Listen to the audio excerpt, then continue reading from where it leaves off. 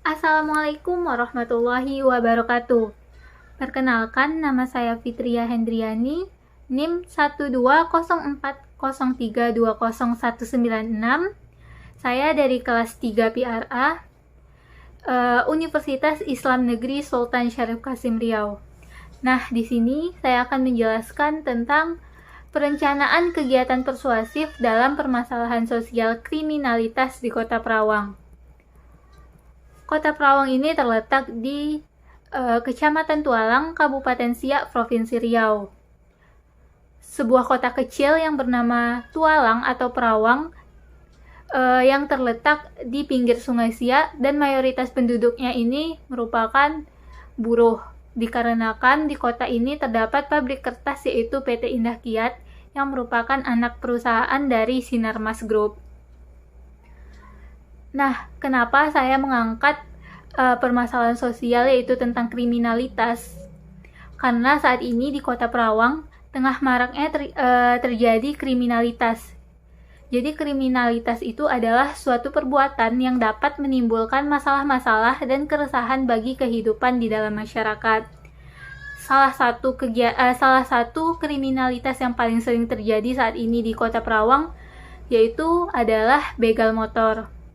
Biasanya begal motor ini terjadi di tempat-tempat yang sepi dan juga pada saat sang pengendara motor mengendarai motornya sendirian. Pelaku biasanya melakukan aksinya bertiga atau berdua, dan mereka pun tak segan-segan mencelakai sang korban demi merampas motor dan barang berharga milik korban. Salah satu faktanya yaitu di mana baru-baru saja terjadi di Jalan Perawang Pekanbaru, yaitu di PT Sir, di mana seorang pengendara PGR yang kena begal karena pada saat itu dia tengah sendiri mengendarai motor.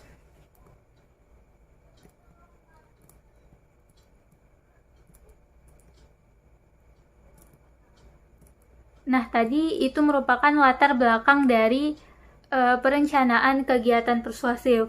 Yang kedua, itu kita masuk kepada permasalahannya. Permasalahannya itu sekarang, hal apa yang menyebabkan begal motor ini terjadi? Jadi kenapa begal motor ini saat ini tengah marak di Perawang? Hal apa yang menimbulkan begal motor ini terjadi gitu? Lalu selanjutnya kita masuk kepada tujuan dan manfaat. Nah, tujuan dan manfaat dari perencanaan kegiatan persuasif ini yang pertama yaitu dengan adanya perencanaan komunikasi persuasif ini, diharapkan kasus kriminalitas khususnya begal motor di Perawang dapat dicegah, sehingga masyarakat itu bisa merasa lebih aman saat berkendara. Yang kedua, dengan adanya perencanaan komunikasi persuasif ini, diharapkan bisa menumbuhkan kesadaran bagi para pelaku agar tidak melakukan kejahatan lagi. Lalu yang ketiga, untuk mencegah agar masyarakat tak tergiur untuk mencari nafkah dengan melakukan begal motor ini. Lalu manfaat dari perencanaan kegiatan persuasif ini adalah yang pertama, dapat menjadikan masyarakat bisa menjadi lebih hati-hati dalam berkendara, terkhususnya di tempat yang sepi. Yang kedua, menimbulkan efek jera bagi para pelaku. Ini dikarenakan mereka terpengaruh karena kegiatan persuasif yang telah dilaksanakan. Yang ketiga yaitu agar aparat bisa lebih berwaspada lagi dan memberikan efek jera dan hukuman yang pantas untuk para pelaku. Lalu manfaat yang terakhir itu dapat menambah lapangan pekerjaan. Ini dikarenakan mungkin pelaku-pelaku yang sudah tertangkap, mereka mungkin nantinya pada saat bebas mereka sadar dan mereka bisa menciptakan lapangan pekerjaan sendiri atau mencari pekerjaan yang lebih halal. Lalu kita masuk kepada aspek persuader. Jadi dalam kegiatan persuasif ini, persuader yang cocok itu menurut saya adalah pemerintah dan pihak berwajib atau polisi. Ini dikarenakan pemerintah dan pihak berwajib ini memiliki wewenang yang lebih kuat untuk mempengaruhi persuader. Dan aspek-aspek yang harus dimiliki oleh seorang persuader dalam kegiatan persuasif ini, yang pertama itu ada authority atau otoritas. Jadi otoritas bisa mempengaruhi orang lain melalui kepatuhan. Jadi terkadang seseorang itu terpengaruh dengan perkataan persuader itu bukan karena mereka setuju dengan apa yang dikatakan dengan oleh persuader, tetapi karena mereka takut atau mereka merasa segan akan ganjaran yang akan mereka terima. Contohnya seperti polisi yang menasehati para pelaku begal motor ini. Pada saat polisi tersebut memberikan persuasif kepada pelaku, otomatis pelaku merasa takut dan merasa nantinya akan diberi hukuman. Oleh karena itu, persuader atau pelaku ini dia tidak ada pilihan lain selain mematuhi atau mengikuti kata-kata dari persuader. Yang kedua itu ada kredibilitas. Jadi kredibilitas ini merupakan hal yang penting bagi semua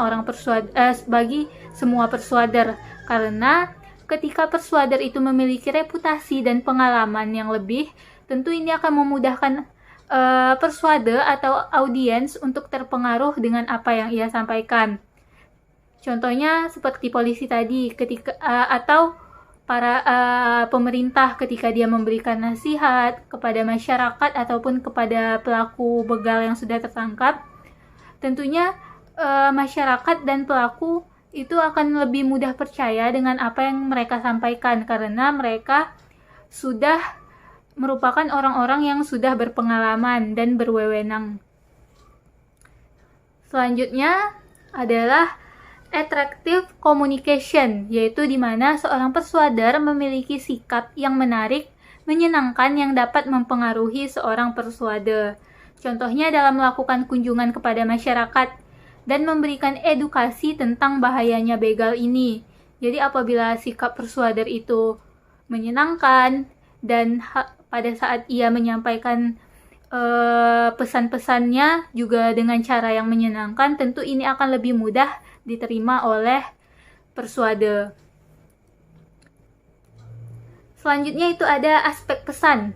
Jadi pada kegiatan persuasif ini, penyampaian pesan yang harus disampaikan itu harus dengan bahasa yang jelas, lugas, dan tepat agar dapat diterima oleh persuader. Dengan bahasa yang jelas, lugas, dan tepat tentu akan dapat membantu persuader dalam menciptakan kesan dan mempengaruhi sikap dan perilaku khalayak atau sasaran. Nah, pesan yang disampaikan bisa secara langsung dengan menggambarkan akibat dari kejahatan begal motor. Seperti misalnya pada saat pemerintah atau polisi sedang melakukan kunjungan kepada masyarakat Perawang misalnya, mereka bisa menyampaikan pesan itu dengan menampilkan gambar-gambar akibat dari bahayanya begal motor ini gitu.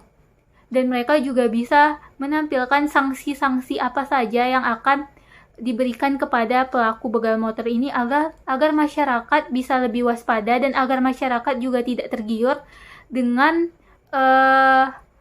mencari nafkah dengan begal motor ini gitu. Lalu selanjutnya itu ada aspek media atau saluran. Yang pertama itu bisa dengan face to face, yaitu bertatap muka secara langsung. Persuader itu bisa secara langsung mengunjungi para pelaku yang sudah ditangkap, misalnya seperti pemerintah melakukan kunjungan ke lapas gitu, lalu mereka memberikan persuasif kepada para pelaku. Bisa juga ke lingkungan masyarakat dan ke sekolah. Kenapa ke sekolah? Khususnya itu sekolah menengah atas. Kenapa? Karena di Perawang ini saat ini itu banyak pelaku kejahatan begal motor ini yang merupakan pelakunya itu yang berusia muda, yaitu yang masih duduk di bangku sekolah, khususnya itu di sekolah menengah atas. Jadi agar murid-murid SMA ini tidak tergiur untuk melakukan hal-hal yang berbau kejahatan.